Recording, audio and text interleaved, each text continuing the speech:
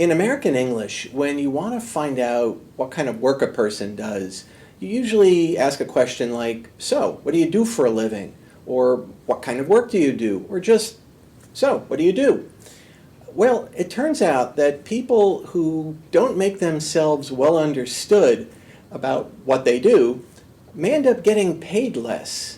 That's the finding of a new study, and we have one of the authors of that study with us, Michael Pratt. So, Mr. Pratt, what do you do? Hi, I'm a professor at Boston College. And a professor of what specifically? I'm a professor of organizational behavior. Organizational behavior is kind of a mix between psychology and business. So we deal with things like leadership, conflict management, negotiation, those kind of issues. Well, and your new study is called What Clients Don't Get About My Profession, a model of perceived role-based image discrepancies. So in plain English, what does that mean? That means that a lot of the time, professionals are known for having unique knowledge and unique set of skills. Um, but because of that, because they have skills that most people don't, people often misunderstand what they actually do for a living. So take example for lawyers. Most of us, or many people, think what they see on TV is what lawyers actually do, when in fact it may be only a very small part of what they do, and sometimes not even what they do on a regular basis. So now in your study, you looked at 85 professionals, and these were four professions: architects, nurse practitioners, litigation attorneys, and certified public accountants. Now I sort of have a sense well, litigation attorneys, those would be lawyers who deal with lawsuits, and certified public accountants, they keep your books and help balance your finances. In architects and nurse practitioners, what would be difficult about people in those professions explaining what they do? Nurse practitioners, in particular, because they're a relatively new profession. They're called physician extenders because they often do many of the tasks that physicians used to do. Because of that, they're not really nurses and they're not really doctors or somewhere in between. So for many people, it's pretty confusing. They do things like doctors do, but they're not doctors. They call themselves nurses, but they do more things than nurses do. So there's a lot of confusion, especially around the nurse practitioner role. Architects, if you're of my generation, you may think of TV shows like The Brady Bunch, where Mike Brady would sit with a drawing board and write nice pictures of buildings all day. And so architects are all about designing buildings. But many people don't really know exactly what that involves. They want to know, why aren't they building the building? Why aren't you a contractor? Why can't you make something for me rather than just design it? So they have a lot of trouble explaining to people what exactly they do. And what about CPAs, accountants? CPAs have they're interesting because they said their biggest problem is that people tend to assume that whenever are trying to find information, it's to hurt you. So they're there like police. They're trying to find out what you're doing wrong, rather than really maybe trying to help out your financial situation by finding out where your cash flow is or what your financial situation is. So in a nutshell, what did your study find? A study finds that when people don't understand what you do, they tend to devalue it. They don't see it very highly. Um, they tend to not pay you as much, at least in some cases, because they don't feel you're worth.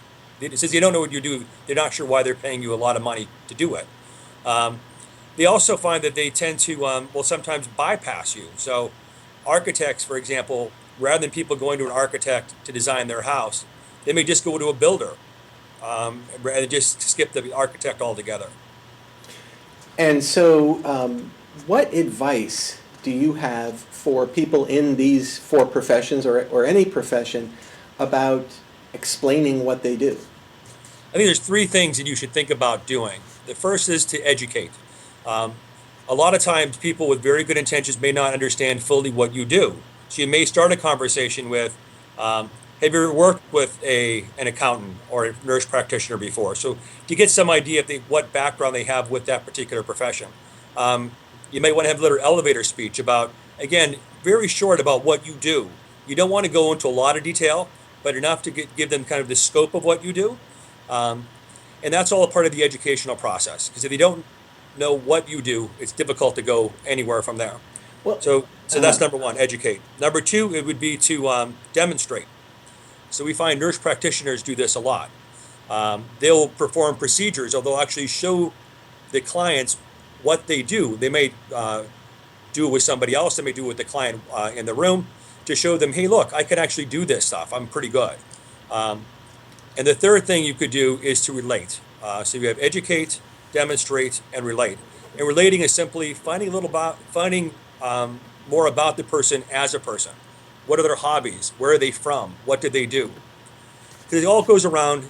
If you think about it, what you're trying to do is build trust. And trust happens in three ways. One, by proving that you're competent. So that's the education and demonstration.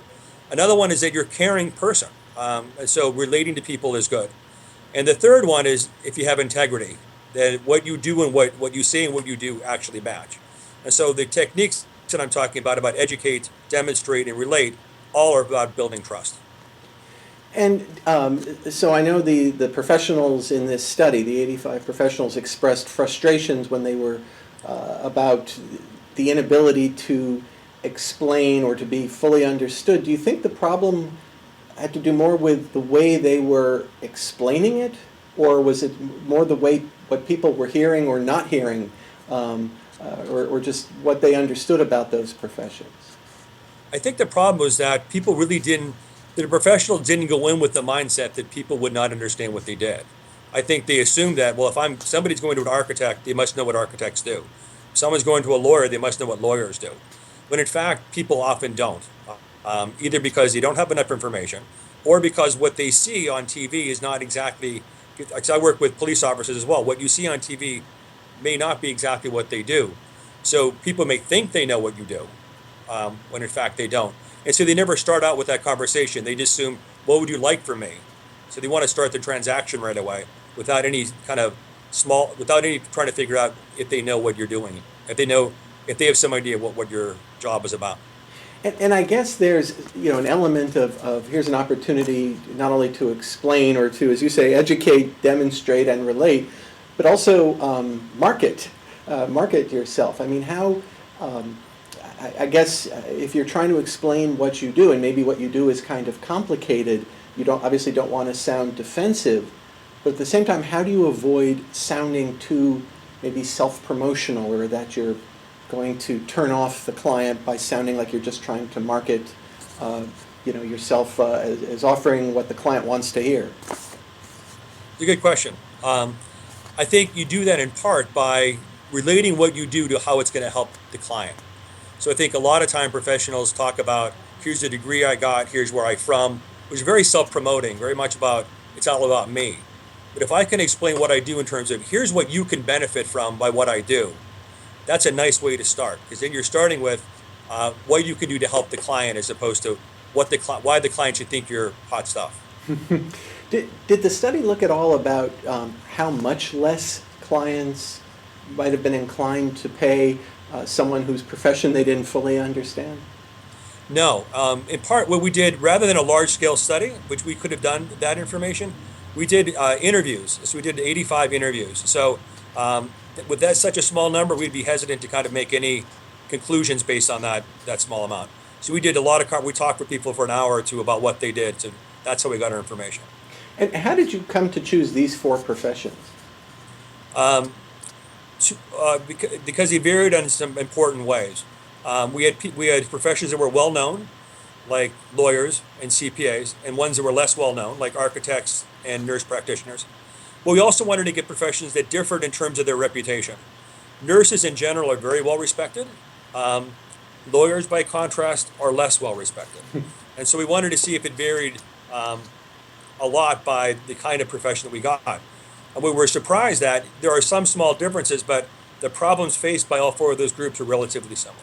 And do you think there are other professions where people have similar problems in trying to make themselves understood in this new economy where there are new jobs that didn't exist 5 or 10 years ago? Absolutely. And one thing, I'm looking at the description of the study, and it says here that with lawyers, clients will expect them to be dishonest. Do you mean that as a good thing? I mean, the clients go in wanting the lawyers to be dishonest, or is it more that they're afraid they're going to be dishonest? I think they're more afraid they're going to be dishonest. And again, this is from TV shows, from movies that that show these very stereotypical evil lawyers, and so people think all lawyers are out for themselves. Well, very good. Michael Pratt, thank you so much. Michael Pratt at Boston College is a co-author of a new study called What Clients Don't Get About My Profession. It's published in the Academy of Management Journal. Thanks so much for joining us. You're welcome.